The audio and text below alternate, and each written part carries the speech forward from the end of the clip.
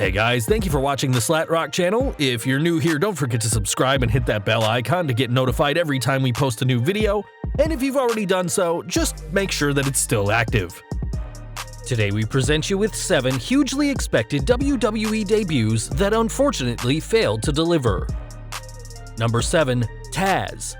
One of the most iconic stars of the original Extreme Championship Wrestling, Tazz was a force to be reckoned with thanks to his badass attitude and array of submissions. But in the early 2000s, the human suplex machine left the company for the WWF, and with Paul Heyman's blessing, made a truly epic debut at that January's Royal Rumble.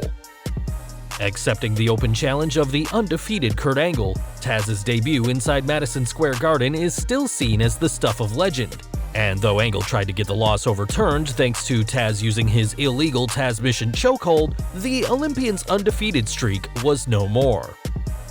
Sadly, this would be the highlight of Tazz's career in the WWF, as within weeks he was plummeting down the card, and after losing to Triple H on the April 20th edition of SmackDown, Tazz would be relegated to the mid-card. Competing for the Intercontinental Championship, Tazz would fare no better here either, as he never came close to capturing the gold, which was being held by fellow ECW alumni like Chris Benoit, Chris Jericho, and Eddie Guerrero at the time. Taking time off to heal an arm injury, Tazz returned to have a terrible feud with Jerry the King Lawler, and by the end of the year had already started to transition into a commentary role.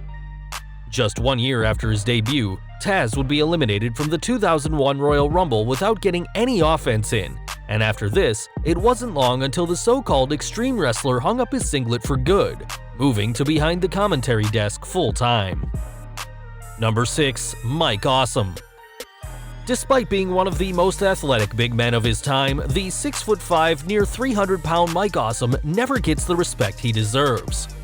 In ECW, the Colossal Awesome was booked like an absolute killer by Paul Heyman, so when the Awesome One joined WCW in 2000, expectations were high. When he signed with the company, Awesome was still the ECW World Champion at the time, and not only did Awesome walk in as the champion, he also did so at the expense of WCW veteran Kevin Nash, attacking Big Daddy Cool on his first night. From there, Awesome received a major push in the first few weeks, feuding with the likes of Nash, DDP, and Chris Kanyon, including the memorable spot where Awesome threw Kanyon from the triple cage at Slamboree. Despite all evidence pointing towards a world title push for Awesome, WCW decided to throw all that potential away with one gimmick when they turned the 35-year-old into the Fat Chick Thrilla. A self-professed, quote, chubby chaser, Awesome would spend the next few months lusting over large women, much to the disgust of the commentators who treated this as unacceptable.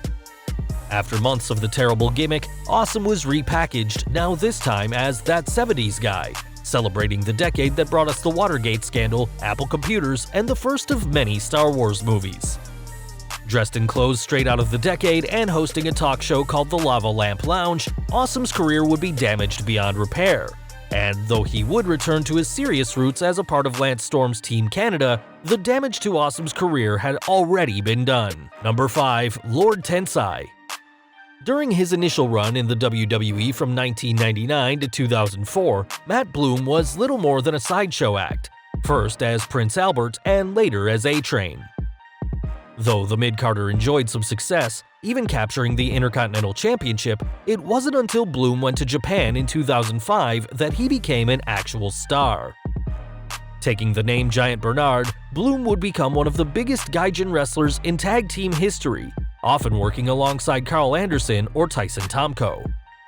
Leaving Japan as a 2-time IWGP Tag Team Champion and 1-time THC Tag Team Champion, Bloom's departure from WWE had done his career a world of good, yet he decided to return in 2012.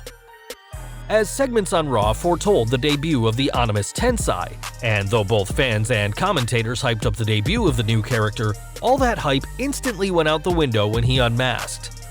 As Bloom revealed his very recognizable face to the world, fans quickly taunted the former superstar by mockingly chanting Albert, as the character's mystique was gone.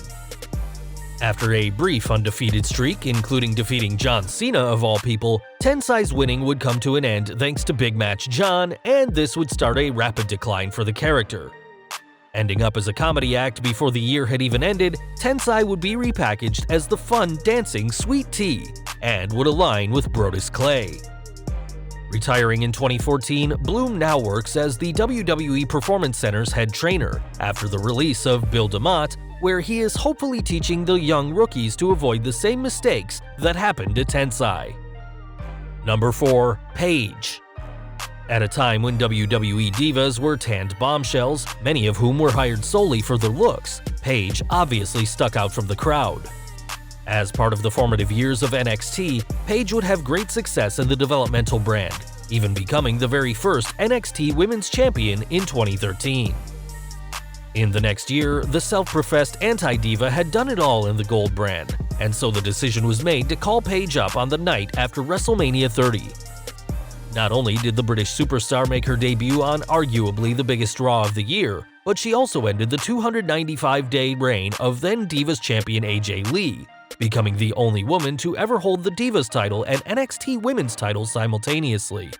Becoming the youngest Divas champion at the age of 21, the young rookie went from being relatively obscure to the majority of fans to becoming the biggest star of the day, though things quickly went south from here.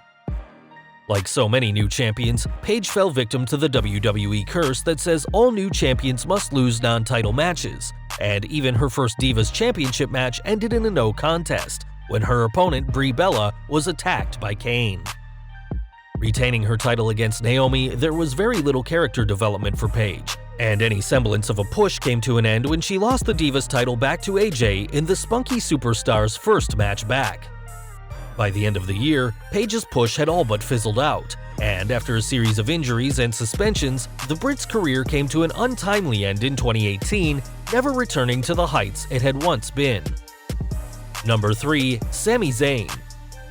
To be fair, Sami Zayn's disastrous debut on the WWE main roster in 2015 can't be blamed on the company or Zayn himself, but instead a terrible spot of bad luck.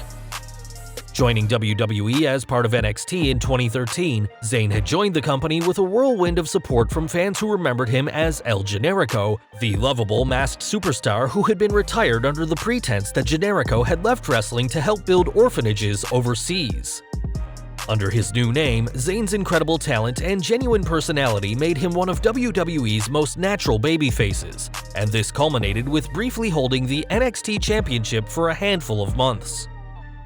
After dominating in NXT, Zayn would get the main roster debut most superstars could only dream of, as he was introduced in his home province of Quebec, Canada by none other than Bret the Hitman Hart. Answering John Cena's United States title open challenge, Zayn was obviously into things, but got too into things during his entrance, as he blew his shoulder out when raising his arms for the crowd. Still choosing to compete against Cena, Zayn would only remain in the ring for a few more weeks before having his last match against Kevin Owens for the Prizefighter's NXT title, and after this, Zayn would require surgery that kept him on the shelf for several months. By the time he returned to the main roster in March 2016, Zayn's potential had been overlooked in favor of others, and all these years later, we can't help but wonder what could have been had things gone to plan in 2015. Number 2. The New World Order. When the NWO made their shocking debut at the 1996 Bash at the Beach pay-per-view, no one in WCW realized just how much the wrestling world was about to change. Helping to usher in the era of the cool heel, Hulk Hogan, Kevin Nash, and Scott Hall all had success in the Georgia-based promotion, but when WCW went out of business, all three weren't a part of the Invasion angle. As the Invasion culminated with Ric Flair co-owning the WWF with Vince McMahon, the chairman wasn't happy about that, and in one of the greatest promos ever, promised to kill his own creation by bringing in the New World Order. Making their debut at the 2002 No Way Out pay-per-view, the group were hit with a huge nostalgic pop, and that was part of the problem, as fans struggled to boo the three so-called heels. Though Hall and Nash would receive mixed reactions from the crowd, everyone was happy to see the Hulkster, and after his incredible performance against The Rock at WrestleMania 18, Hogan's face turn was all but assured. Despite kicking Hogan to the curb, Hall and Nash still struggled to hang with the new roster of the company, and despite bringing Booker T, X-Pac, The Big Show, and Shawn Michaels into the group, fans had already given up on the NWO. When Nash went down with an injury and Hall requested his release following the plane ride from hell, the story of the NWO was officially over by July 2002, as one of the most iconic and influential groups of all time fizzled out with very little fanfare. Number 1. The Nexus. While NXT may now be considered the best part of WWE programming, the show was much different when it debuted as a reality show in 2010. After months of embarrassing tasks, it was hardly unsurprising that the rookies of the show weren't happy at how they'd been treated and took their frustration out on everyone in their shocking Raw debut in June. Dubbed the Nexus, the group decimated John Cena, CM Punk, the commentators, and even ring announcer Justin Roberts before demolishing the entire ring. What followed in the coming months was more domination by the group, and their might even led to foes Cena and Sheamus to briefly align just to survive. By the time SummerSlam rolled around, the Nexus were prepared to battle the 16-time world champion and his teammates, and by all logic, it seemed like this was going to be the biggest win of the group's tenure, as well as launch leader Wade Barrett into the World Championship picture. This hope came crashing down though, when, according to reports, Cena himself refused to lose and had the match changed to see him emerge victorious. In interviews since, Cena has admitted he was wrong to have the finish changed, but that the wind had already been let out of the group's proverbial sail. Though Barrett would find a way into the world title picture, he never captured the title, and by the end of the year was ejected from the group in favor of their new leader, CM Punk. Even with the best in the world in charge, the team were never seen the same, and after a series of additions and departures, the group was quietly disbanded for good in the summer of 2011, as Punk would return to being a single star to pursue his phenomenal face run in the summer of Punk.